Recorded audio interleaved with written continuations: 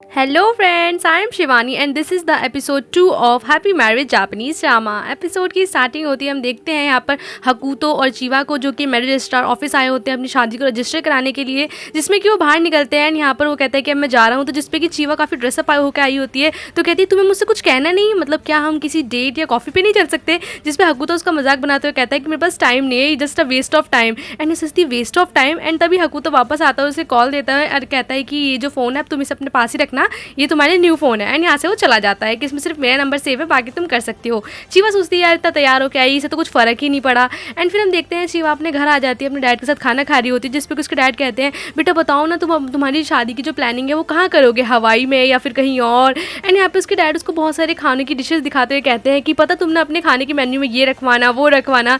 And वो कहती है पापा आप इतने एक्साइटेड क्यों हो रहे हो, तो जिसपे वो कहता है कि बेटा मुझे हनीमून पे भी साथ ले चलोगी ना, अमीर लोग ना पता है अपने पेरेंट्स को भी साथ ले जाते हैं। जिसपे कहती है आप पागल हो गए हो क्या, अभी कुछ भी डिसाइड नहीं हुआ, और वैसे भी मैं आपको अपनी सेविंग्स नहीं देने वाली हूँ क्योंकि आप सब कुछ तो गैम्बलिंग में उड़ा देते हो। इस तरीके की वो अपने डैड से बात कर रही होती है। एंड यहाँ पर हम देखते हैं कि यहाँ पर चीवा सोचती है कि यार मतलब वो उसके भी दिमाग में ना शादी से लेके ख्यालात आने लगते हैं कि हाँ वैसे इस बात तो सही है, अब मेरी शादी हो चुकी है लेकिन मेरे पास काम तो है नहीं। हम देखते हैं कि यहाँ पर वो अपनी जॉब पर आती है, यहाँ पे देखती है कि सभी लोग जो है सभी काम करने में लगे हुए होते हैं। तो यहाँ पे पता चलता है कि एकदम स्टॉक जो ज़्यादा वाला आ गया, तो इन सभी को काम पे लगा दिया जाता है। एंड यहाँ पे सभी लोग जो है दिन रात मेहनत करते रहते हैं, जिसमें कि यहाँ पर चीवा की फ्रेंड्स बताती है कि वो रात में एक ब्लाइंड डेट पे जाने वाली है, क्या तुम भी उनके साथ चलोगे, जिस पर चीवा मना कर देती है। एंड यहाँ पे हम देखते हैं दूर से यागामी ये सब सुन रहा होता है कि चीवा ने बाहर जाने के लिए मना कर दिया है, तो जिस पर चीवा कहती है नहीं नहीं मैं नहीं जाने वाली हूँ क्योंकि मेरे पास टाइम नहीं है। तो यहाँ उसकी फ्रेंड कहती है कि शायद तुम्हारा बॉयफ्रेंड तो नहीं बन गया, तो कहती नहीं नहीं मेरा कोई बॉयफ्रेंड नहीं बना है, बस मैं थोड़ा काम ज़्यादा करना चाहती हूँ एंड मेरे पास आज टाइम भी नहीं है। तो कहती ठीक है मत जाओ। एंड यहाँ पर यागामी को पता चल जाता है कि चीवा का ना कोई बॉयफ्रेंड है ना ही वो किसी को डेट कर रही है। फिर हम देखते हैं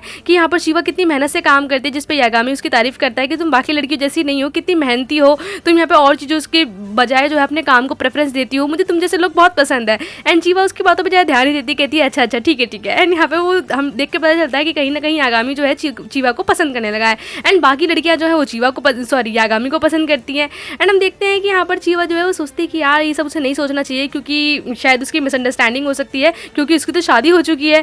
एंड यहाँ पर फिर हम देखते हैं कि वहाँ पर उसके बॉस आते और कहते हैं कि आज कोई लड़की फ्री है, जिसपे कि यहाँ पे सभी लड़कियाँ फ्री नहीं होती। तो यहाँ पर वो चीवा से कहता है कि क्या तुम आज रात चलोगे, क्योंकि आज एक बहुत इंपॉर्टेंट मीटिंग है, तुम एक हॉस्टेस गर्ल बन के चलो। तो कहती है मैं नहीं जाऊँगी, जिसपे कि उसके मैनेजर कहते हैं मुझे पता है तुम पहले एक बार में काम करती थी, तुम्हें चलना पड़ेगा। एंड यहाँ पर से बहुत गुस्सा आता है कि यार इसको किसने बता दिया। फिर हम देखते हैं कि यहाँ पर जो मीटिंग थी वहाँ पर आया जाता है, तो जो बॉस होता है वो काफ़ी देर ड्रिंक करके रखा हुआ होता है। तो यहाँ पर वो शिवा के साथ बहुत बदतमीजी भी करता है, तो जिसपे कि उसके बॉस जो है वो बार बार कह रहे होते हैं कि जाओ उसके पास बैठो जाओ। एंड यहाँ पर वो बहुत ज़्यादा उसको मोलेस्ट कर रहा होता है, लेकिन फिर भी उन लोगों का ध्यान ये रहता है कि नहीं यार ये हमारा बॉस है और हमें ये कॉन्ट्रैक्ट चाहिए। एंड हम देखते हैं वो साथ में कैरियोके गा रहे होते हैं, एंड जिस तरीके से उसके मैनेजर उसको बार बार कह रहा होता है यार प्लीज़ थोड़ा सा और।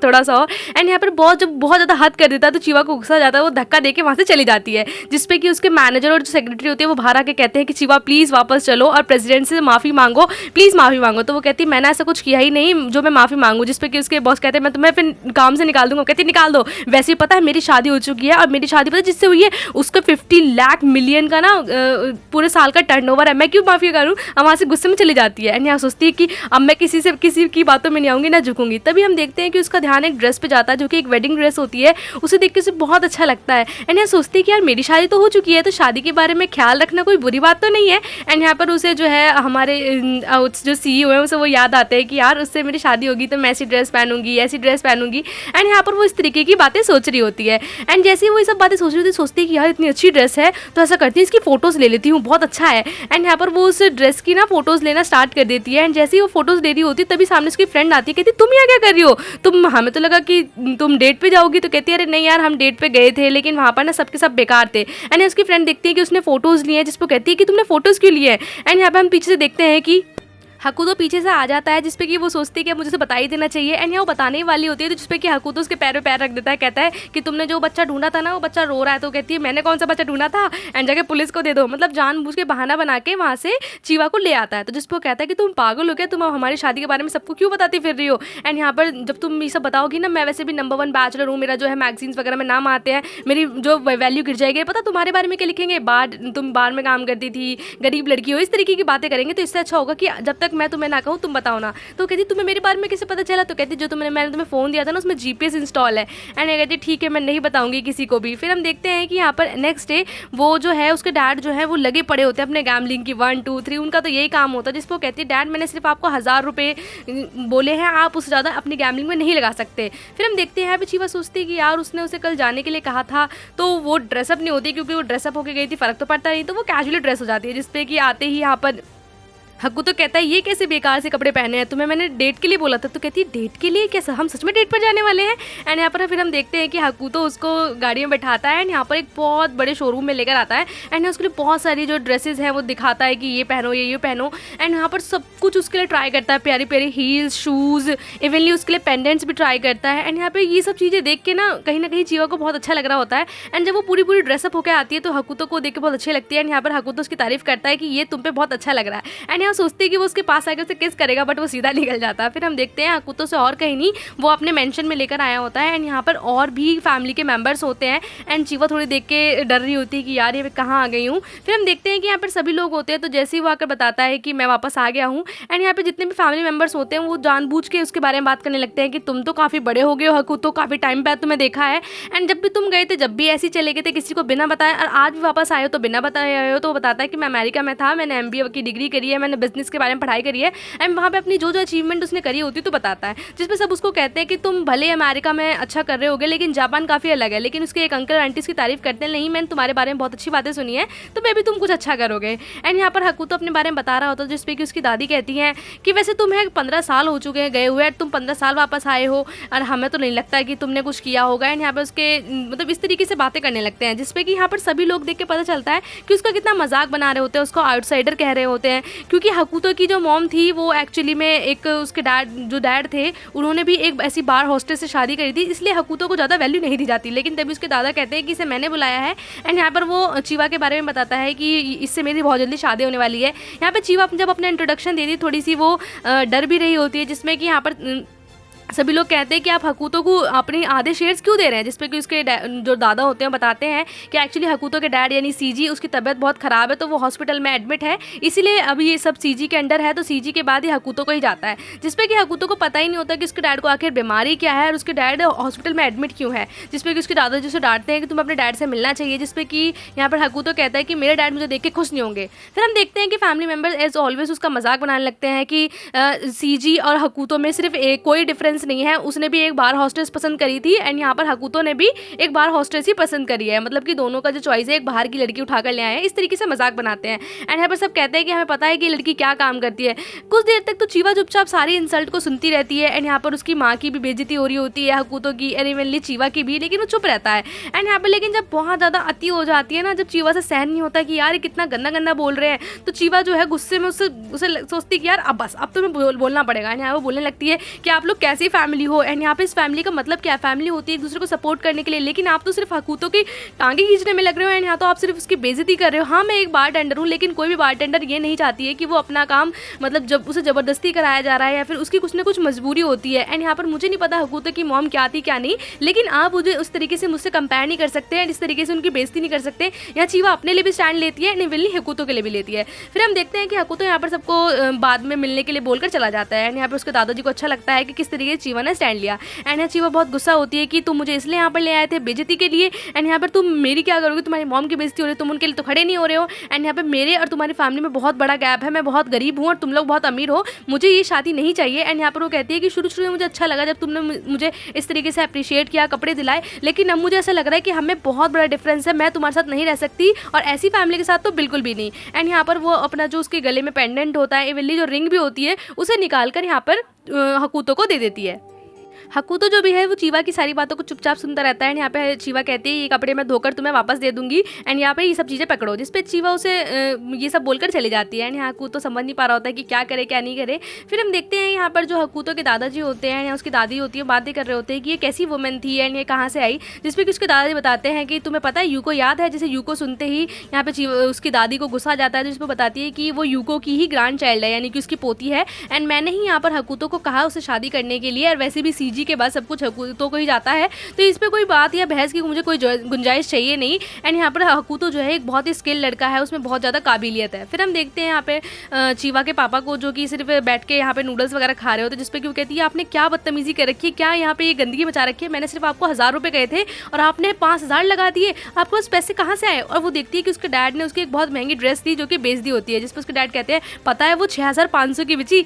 तो जिसपे कि वो कहती है कि आप पागल हो क्या। तो जिसपे वो कहती है कि आपको पता नहीं है कि मुझे कितनी मुश्किल से पैसे कमाने पड़ रहे हैं और वैसे भी मैं शादी को रिजेक्ट करके आ गई हूँ। एंड ये सुनते ही उसके डैड को बहुत ज़्यादा गुस्सा आ जाता है कि तुम शादी रिजेक्ट करके आ गई, एंड ये ड्रेस जो पहने की ये भी तो बहुत महंगी है, लाओ इसे मुझे दे दो। फिर हम देखते हैं अभी चीवा जो उसके पास कोई ऑप्शन नहीं होता, तो वो वापस अपने काम पर जाती है अपने काम को वापस लेने के लिए। एंड यहाँ पर सभी लोग उसे देख रहे होते हैं क्योंकि वो सबको शादी का बताकर गई थी। यहाँ सबको जाकर वो सॉरी बोलती है, जिसपे वो कहते हैं कि तुम्हारी तो शादी हो गई थी ना, तुम्हारा जो हस्बैंड है वो तो 50 मिलियन करोड़ जो है उसकी टर्नओवर था, तो तुम यहाँ क्यों आई हो। तो कहती है वो तो सब कुछ झूठ था। एंड जैसे ही वो कहती है ना सब कुछ झूठ था, यहाँ पर सब उसके मैनेजर और सेक्रेटरी चिल्लाने लगता है कि तुम्हें पता भी तुम्हारी वजह से हमें क्या क्या सहना पड़ा, तुम कितनी बदतमीज लड़की हो, ये और वो। लेकिन यहाँ पर काम का जब बहुत ज़्यादा ओवरलोड आ रहा था तो मैनेजर को कुछ और समझ नहीं आता, तो उसे काम पे वापस रख लेता है। फिर हम देखते हैं यहाँ पर यागामी जो है वो चीवा को देख रहा होता है। एंड यहाँ पर हम देखते हैं बाकी लड़कियाँ जो है वो यहाँ यागामी से खाने के लिए पूछती है, और हम देखते हैं चीवा फिर से अपनी मेहनत वाले काम में लग जाती है। चीवा दिन रात मेहनत करती है और उसे नाइट शिफ्ट भी करनी पड़ती है क्योंकि वो इस तरीके से बीच में काम छोड़कर चली गई थी। एंड यहाँ वो बहुत ज़्यादा थक जाती है, उसे फिर वही जो ड्रेस है वो दिखाई देती है, उसे अपनी पुरानी बातें याद आती है कि यार मेरी शादी होती है, ड्रेस होती। लेकिन तभी उस ड्रेस की जो मतलब लाइट वगैरह बंद हो जाती है, वहाँ से चली जाती है। मतलब एक सपना था जो बुझ चुका है। वहीं हम दूसरी तरफ हकूतो को देखते हैं जो कि सेम अपनी मॉम की अपने बचपन की पिक को देख रहा होता है। एंड उसे अपनी मॉम की याद आती है, जहाँ पे उसकी सेक्रेटरी बताती है कि आपको जो है किसी भी लड़की से कम बात करने के लिए प्यार से बात करनी चाहिए। एंड हम देखते हैं कि फ्लैशबैक में दिखाया जाता है कि उसकी मॉम का एक्सीडेंट हुआ था। हम देखते हैं कि उसे कहीं ना कहीं याद आती है कि किस तरीके से चीवा ने उसके लिए स्टैंड लिया। एंड यहाँ पर वो कहता है कि मुझसे मिलने जा रहा हूँ, जिस पर कि हम देख के पता चलता है कि सेक्रेटरी उसका कितना ध्यान रखती है। हम देखते हैं कि चीवा अपने घर आ जाती है तो देखते हैं उसके डैड वहीं पर सो चुके होते हैं। यहाँ कहती है कि डैड आप हमेशा टेबल पे ही सो जाते हैं, आपको ठंड लग जाएगी। फिर अपने वो डैड को चादर वगैरह उड़ाती है जिससे कि उन्हें ठंड ना लगे। एंड यहाँ पर उन्हें सॉरी भी बोलती है कि हम फिर से गरीब हो गए हैं, मेरे पास एक मौका भी था लेकिन मैंने सब कुछ फिर से बिगाड़ दिया। लेकिन यहाँ कहती है कोई बात नहीं, मैं खुश हूँ एंड मैं आपके साथ हूँ। एंड यहाँ पर वो अपने डैड के साथ बातें कर रही होती है। फिर हम देखते हैं बाहर गेट बजता है तो उसके डैड को लगता है कि शायद दोबारा गैंगस्टर तो नहीं आ गए क्योंकि उसने कर्ज ले रखा होता है। तो लेकिन देखते तो बाहर और कोई नहीं, हकूतो होता है। हकूतो बात करने के लिए आया होता है। तो यहाँ पर देखता है उसके डैड जो छुप जाते हैं कि उन्हें लगता है कि गैंगस्टर आए हैं। लेकिन जब वो बताता है कि एक्चुअली मैं जो हूँ आपसे मिलने आया हूँ, मैं आपसे माफ़ी मांगने आया हूँ, मैं आपकी बेटी से शादी करना चाहता हूँ, आपकी बेटी का हाथ चाहिए। तो जिसमें उसके डैड कहते हैं अच्छा तुम ही हो वो 50 मिलियन येन वाले। तो वो वो कहते हैं हाँ मैं ही हूँ। फिर हम देखते हैं उसके डैड जो है बाहर आते हैं और हकूतो भी जो है चीवा से माफ़ी मांगता है, लेकिन चीवा थोड़ी सी अनकंफर्टेबल फील कर रही होती है। एंड यहाँ पे चीवा उसे देख रही होती है कि ये किस तरीके से बातें कर रहा है। एंड यहाँ पर वो कहता है कि मैं अब तुमसे शादी करना चाहता हूँ। बहुत तमीज़ से जो है उससे सॉरी बोलता है और उससे फिर से एक प्रपोजल देता है, पहले की तरह एरोगेंट वाला प्रपोजल नहीं, बहुत अच्छे से देता है कि क्या तुम मुझसे शादी करोगे, प्लीज़ मुझसे शादी कर लो। एंड यहाँ पर वो अपनी फैमिली के लिए भी जो उसकी फैमिली ने बेइज्जती करी होती है उसके लिए भी सॉरी मांगता है। एंड यहाँ उसे बड़े प्यार से हक से उसको रिंग पहनाता है, जिससे चीवा को देख के भी अच्छा लगता है कि मतलब भाई अब ये बंदा रिस्पेक्ट कर रहा है मेरी। एंड उसके डैड को भी अच्छा लगता है, जिसपे कि यहाँ पर जो सीईओ है वो कहते हैं कि क्या आप अपनी एक लड़की को एक रात के लिए मेरे साथ भेज सकते हैं, मैं इसे कहीं घुमाने ले जाना चाहता हूँ। एंड यहाँ पर चीवा भी जो है उसके इस तरीके के प्रपोजल को देखकर हाँ कर देती है। फिर हम देखते हैं कि यहाँ पर वो उसे अपने रूम पर लेके जाता है।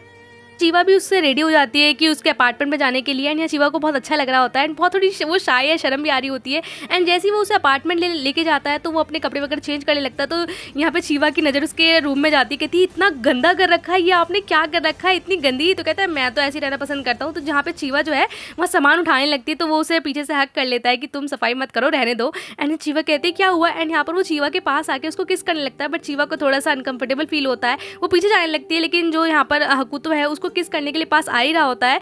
एंड इस तरीके से इस एपिसोड का एंड हो जाता है। नेक्स्ट पार्ट पे देखेंगे क्या होगा। And today shout out is goes to Rehana Islam and Phultoshi Ghosh. Thank you for watching, bye.